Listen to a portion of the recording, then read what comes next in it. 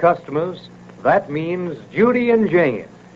This is Jack Brinkley speaking, bringing you Irving Vendig, author of your radio show, Judy and Jane. Mr. Vendig's going to tell you what has happened and what's going to happen on Judy and Jane. Mr. Vendig. Thank you, Mr. Brinkley. Well, to get to the point, our present sequence in Judy and Jane concerns the marijuana evil. You know, the marijuana cigarette, the reefer. Well, Judy, Jane, Jane's husband Donald, and their friends are faced with this problem in Honeycrest, their hometown. Now I'm going to ask the sound engineer to fade me out, and I'll bring you a short scene to show you how we introduce the problem. Donald North, Jane's husband, is running for county attorney. Jerry John Boggs, a newspaper reporter and friend, suspects that marijuana cigarettes are being sold at Honeycrest High School. So together, they follow a young boy they know has been smoking marijuana and see him meet Sam Jones, high school janitor, and go down to the boiler room. Sam, I gotta have those cigarettes. I gotta. Oh, I have a heart, will you, Sam? Don't you understand? I haven't had one for a day. Look at my hands. Look at them shake. My stomach. Yeah, if you want reefers, you gotta pay for them. But so much? I haven't got so much. I can't afford it. That's your worry. Go mooch some money. Get it somewhere. Well, I would have, but you didn't say you were raising the price. I didn't know it myself. I just got word from the boss. Things are getting hot around Honeycrest. There's Donald North. Look here, Toby. Do you want these reefers or don't you? Well, you know I gotta have Well, them. then fork over the money. $3 now. Well, Sam, I'll have to go without lunch all week. It's tough going without lunch. Sob your heart out somewhere else. Okay, here's the money. Here's your envelope. What's that? The door. Hey. Stick up your hand, Sammy Boy. I'll take that envelope, Toby. I'll take that envelope. Yeah, and we'll take Sam. Where? Hey, who's gonna take me? We are. To the police station, baby. Well, I won't go. Oh, yes. Yeah, you'll go, Sammy Boy. You'll go along with Donald North and with me just like the little lamb that you are. You ought to be glad that's all we're doing to a rat like you, just taking you to the police station. Yeah. You ought to be glad we don't work you over first. Come on, Sam. You won't need a hat. That's the way our major plot was introduced. Now, of course, a dope ring isn't broken up easily. Donald found that out when he tried to get Jones to testify. Jane, Donald's wife, went to Sam's wife, persuaded her that by turning against his boss, Sam could save himself. And Sam agreed if the Norths first arrested the boss he feared so greatly. And now let's hear what Nick Rodin, Sam's boss, has to say on the subject. These Norths must have thought they were playing with children. Did they think I'd sit by and let them convict me? Me, Nick Rodin? Well, they've got another think coming now. I slipped Sam out of that Honeycrest jail as easy as you please.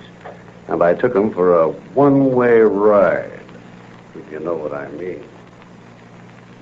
Now we've hit the first major obstacle in our story. The search for a witness who can prove the North's right. For public sentiment turns against them. Here, let's try another radio trick. Let's look into the mind of our heroine, Jane North, and see what she thinks. The murder of Sam Jones put us right back where we started. Now more than ever, we have to solve the case. But where could we find another witness? By a mere freak of chance, I learned of a girl named Gloria Harris who might have bought cigarettes from Rodin. Hurrying to her house, I found her prostrate on the floor, doped. With Judy's help, I picked her up and rushed with her to my home. We nursed her back to consciousness, and learning that she was afraid of her parents, shielded her from them until Gloria was recovered. She was a sweet child, and I came to love her as she came to love me. And finally, when she learned that she could help us by identifying Rodin as the man who sold her marijuana, she volunteered to testify. But we had a fight on our hands. I summoned Gloria's parents and told them her story. Unbelieving and shocked when they finally had to believe that their daughter had been smoking dope, Mr. Harris wanted to disown the girl. I worked with him for hours and finally won his forgiveness for his daughter. He said he would take Gloria home. But the battle was only half over. I needed Gloria for my witness. At first, Mr. Harris refused to listen, But Gloria bravely threw herself into the breach, as you will hear in the following scene. Father, Gloria, you heard your father say, come home. but I want you to listen. Father, you must listen. You want me to love you. Come. No. No, I won't. Gloria, you seem to forget. Oh, please, Father, please listen to me without interrupting. Without... There's no need for further argument, Gloria. No, there's no need. That's just it. There's never need for further argument as far as I'm concerned. You act as though my opinions weren't worth anything. You wonder I never come to you. Gloria, you're talking to your father. Oh, see, that's the trouble, Jane. That's always the trouble. If he'd forget he was my father for a moment and treat me like a human being. What do you want to say, Gloria? I listen. You will? Oh, thank you, Father. Thank you. Well, it's about Jane mostly, and Donald and Judy and the rest of this family.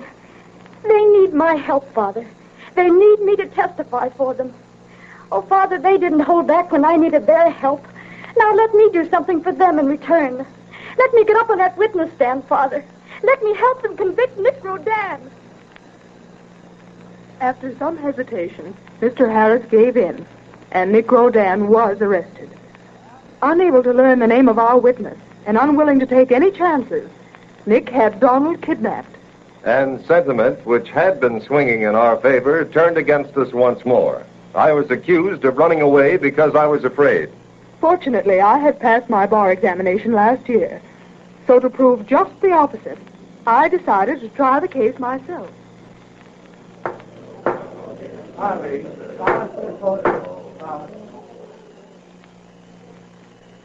What is your name? Gloria. Speak up, please. Let the judge and jury hear you. Gloria Harris. Now, Gloria, did you ever smoke marijuana cigarettes? Yes. Where did you get them? I bought some from a man. Gloria, pay strict attention now. Yes. Is that man in this courtroom? Yes. Remember, you're under oath, Gloria. I know. Stand up, Gloria. Now, will you point out the man who sold you marijuana cigarettes? Yes. There he is over there, at that table. He's the one they call Nick Rodan.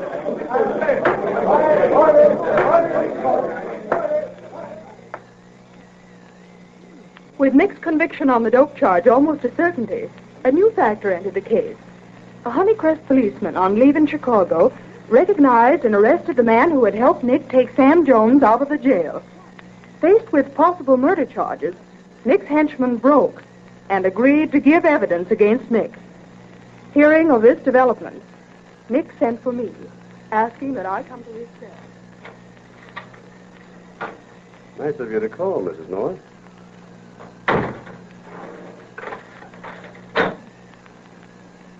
What did you want, Mr. Rodan?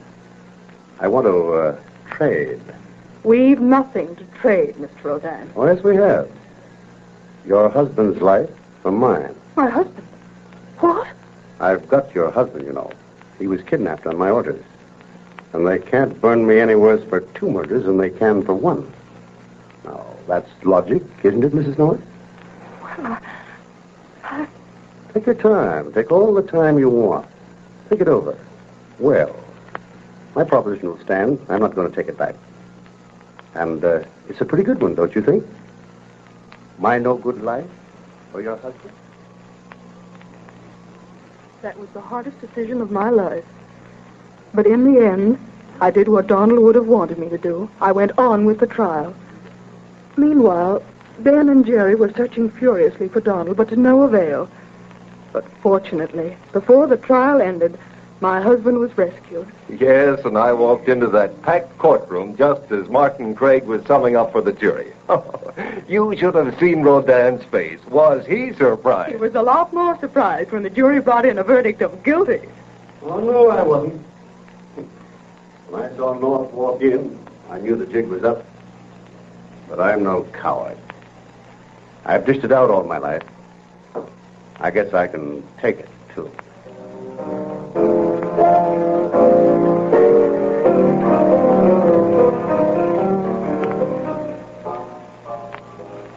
There you have a sample of Judy and Jane Entertainment. I believe it gives you a good idea of the program. Its up-to-dateness, its genuineness, its very definite qualities of excitement and suspense. And finally, I'm sure you see in it the universal appeal that keeps Judy and Jane always in the very first group of America's favorite radio programs.